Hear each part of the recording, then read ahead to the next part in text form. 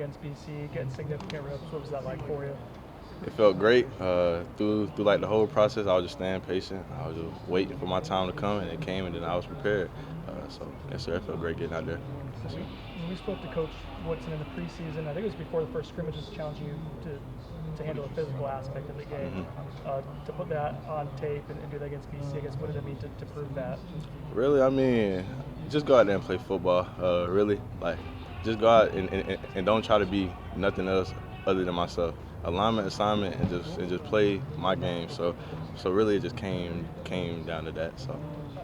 I feel like we've seen more, probably written more about your coverage ability, the interceptions in practice and stuff. But how am I supposed to, the tackle philosophy came up like to kind of show, hey, I can be the run stopper as well? Yes, sir. Yes, sir. I had noticed that they was about to do an orbit motion, so I saw I had time and space, so I just hit it and then got him down. So. How rewarding is it seeing like the time put in the film room to see you recognize that and be able to go and make the play? Yes, sir. It felt great because I had. Like that previous night, I had just seen it in the hotel. So as soon as soon as I like saw it, I just hit it, and I'm like, all right, okay. So.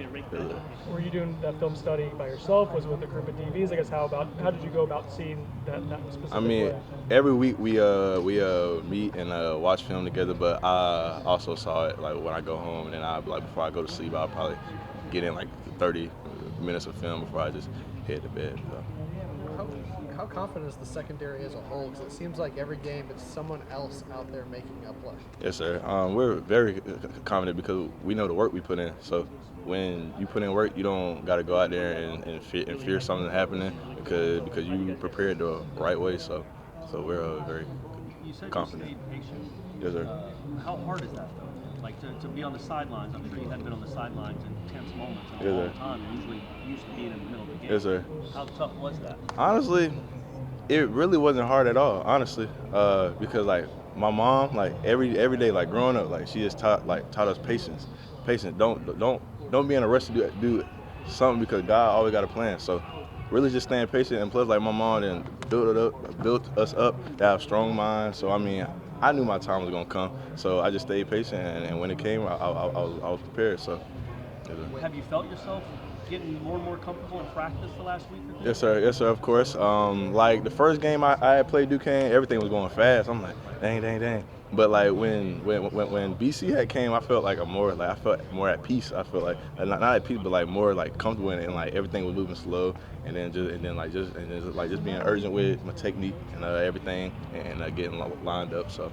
Yes, sir. Why do you think you were able to slow down in that short window of time? Really just getting my feet wet, really, in that first game, knowing how things go. Because I feel like once you go through something, then when it pop up again, you'll know how to get through it.